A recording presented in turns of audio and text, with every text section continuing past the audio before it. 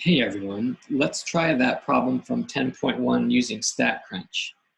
So what you'll need is the observed counts and then the expected percentages. You only have to use the percentages. You don't have to use the ones that you find the expected counts that we calculated, the ones that are down here. These, right, that list right there, you don't need those, okay? So I'm gonna bring up StatCrunch.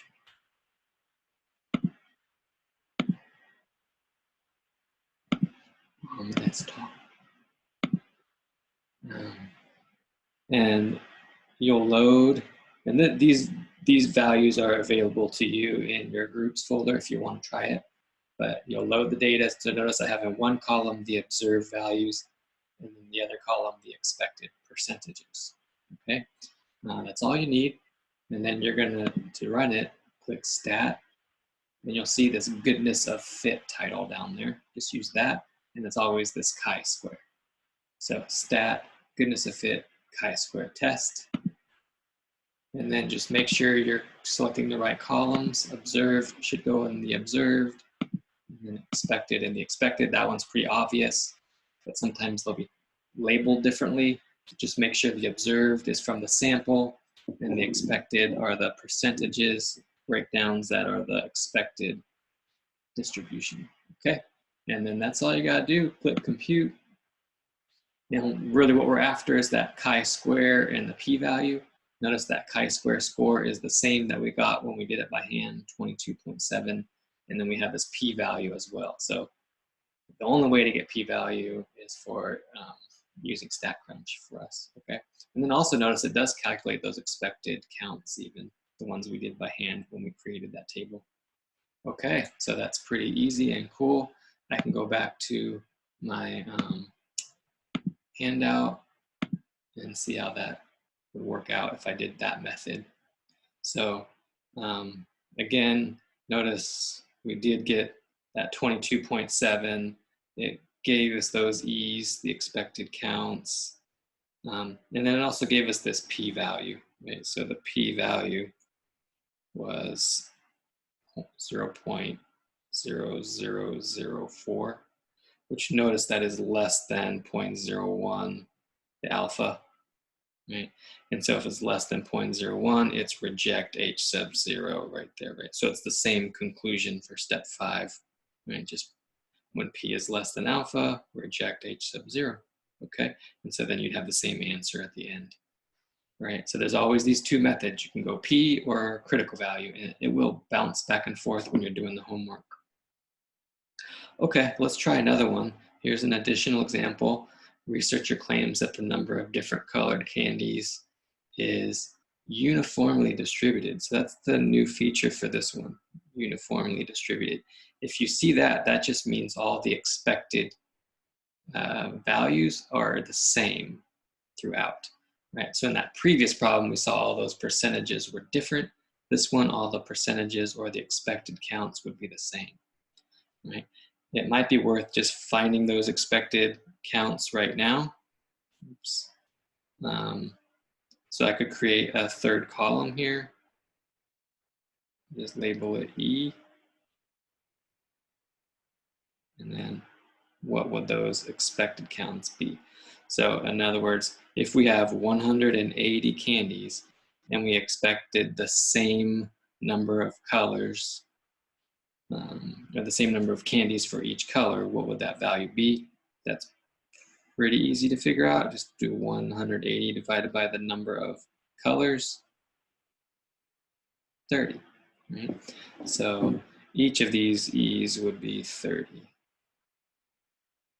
And those are my expected counts, okay? So that's how that one works. And now let's go through all the steps. So first thing I want to do is H sub 0 and H sub A. H sub 0 is always that if it's one of these uniformly distributed ones, that the distribution is uniformly distributed. So HA is uniformly distributed. HA is not.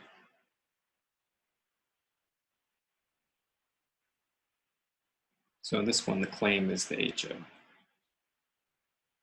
The claim is that they are uniformly distributed. Remember, these are always right-tailed tests if it asks. Right, so always right. For the conditions for step 2, you just have to make sure all of the expected counts are 5 or greater, which we see they're all 30, so we're good there. So let's jump right to step 3. Now you have options for step 3 because you need that standardized test statistic. You can do it by hand, which we did in that previous problem, or you can do it with StatCrunch. So I'm just going to use StatCrunch, I think. Let's do it that way. Okay, so bring it back, StatCrunch, bring it back. Okay, I need that new data. This one I also loaded into your groups folder, so you don't have to type it in. It's here. All right, so I have now for these there's the frequencies, right? Those are the observed. I have them in there. For the ones that say uniformly distributed, you can do this. So I'm going to go stat goodness of fit chi-square. So notice I'm not putting in the expected counts in a column.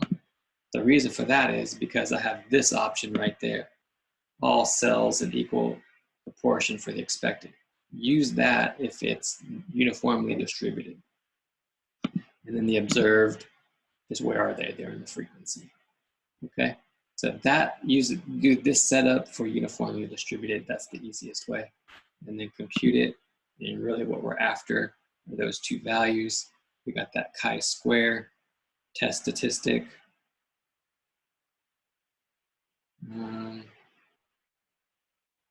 What we got there? 12.93. And then we also get the p-value, 0.024.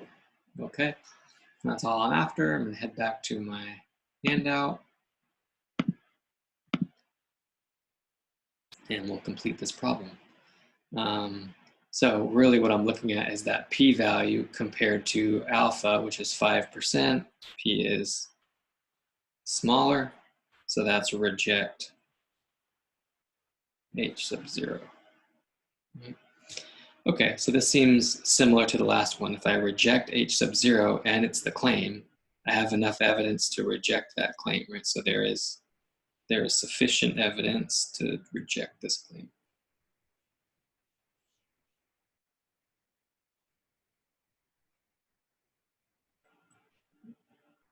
In other words, the number of candies per color is not the same. It's all over the place. I could see blue and orange. There's lots of those in this one. Right? So that's throwing it off a little bit. So it's not uniformly distributed. And there you go. Okay, so give 10.1 a try. You can do it by hand or the StatCrunch, whichever one you prefer. We've done them both.